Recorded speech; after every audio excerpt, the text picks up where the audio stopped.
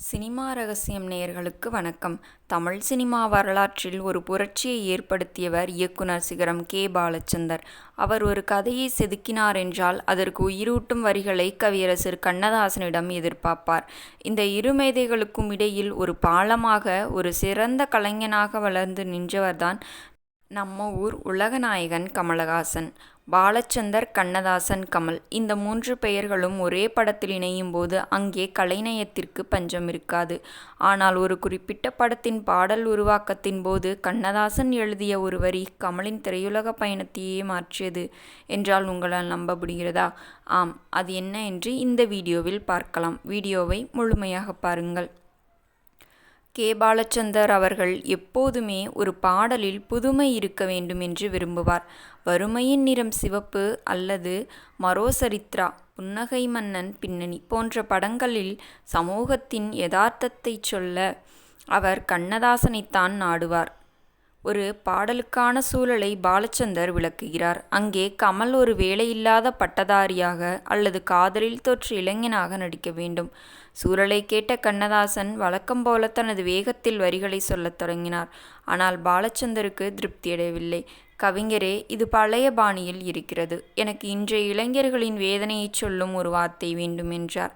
அங்கே ஒரு சிறிய விவாதம் நடந்தது.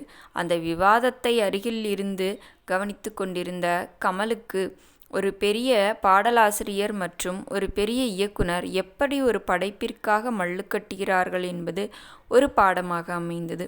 இந்த சம்பவத்தில் நாம் கவனிக்க வேண்டிய மையக்கருத்து என்னவென்றால், ஒரு கலைஞனின் முதிர்ச்சி என்பது சக கலைஞனின் விமர்சனத்தை எப்படி எடுத்துக்கொள்கிறான் என்பதில் இருக்கிறது. பாலச்சந்தர் கேட்ட அந்த புதுமைக்காக கண்ணதாசன் பாரதியாரின் வரிகளையும் தனது சொந்த தத்துவங்களையும் கலந்து ஒரு பாடலை வடித்தார். அந்த வரிகளை கமல் திரையில் பாடி நடித்த போது அது வெறும் பாடலாக மட்டும் தெரியவில்லை, அது அந்த தலைமுறையின் குரலாக ஒலித்தது.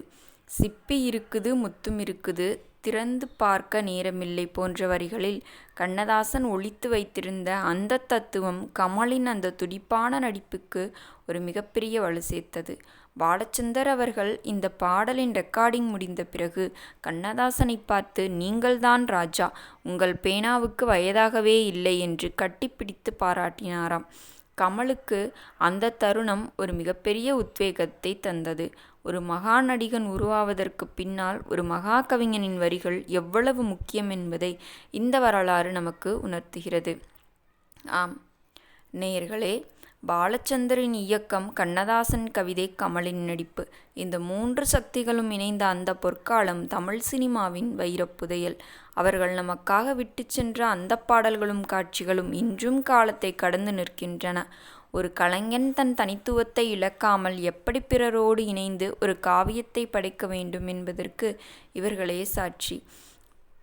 இந்த சேனலில் போட வீடியோக்கள் உங்களுக்கு பிடித்திருந்தால் மறக்காமல் நமது சினிமா ரகசியம் சேனலை சப்ஸ்கிரைப் செய்து கொள்ளுங்கள். உங்கள் ஆதரவு தான் எங்களின் பெரிய பலம். மேலும் இது போன்ற சுவாரஸ்யமான சினிமா தகவல்களை பெற வேண்டுமென்றால் நமது சேனலை சப்ஸ்கிரைப் செய்து கொள்ளுங்கள். நன்றி, வணக்கம்.